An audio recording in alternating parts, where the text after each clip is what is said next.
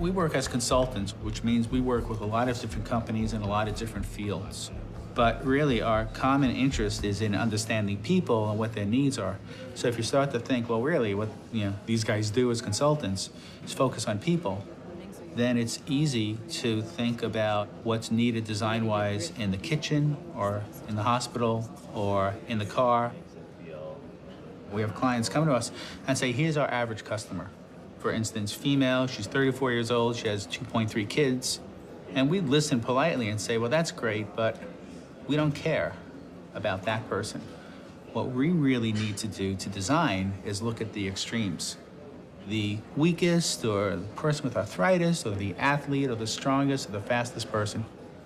Because if we understand what the extremes are, the middle will take care of itself. It's actually things I haven't seen in 1,000 years. Try to use less material. Like here's one that's hollow inside. You know, a good friend of mine, Sam Farber, he was vacationing with his wife, Betsy. I got a phone call one night. He was so excited, he said he couldn't sleep.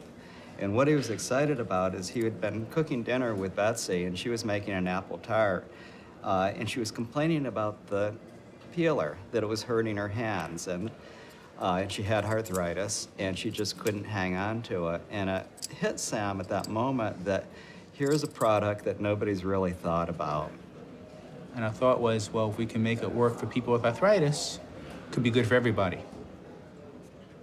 We knew that it had to be a bigger handle. You know, kids have big crayons because they're easier to hold on to. It's the same thing for somebody that might not have full mobility of their hand. They need something a little bit larger that's a little easier to grip with a little bit less force. So we did a lot of studies around the shape of the handle, the size of it, to come up with that size that would be perfect for everybody. But eventually we found a rubberized bicycle grip, and we basically did this. So it really goes through many, many more iterations than you would think to do a handle that's relatively simple in the end.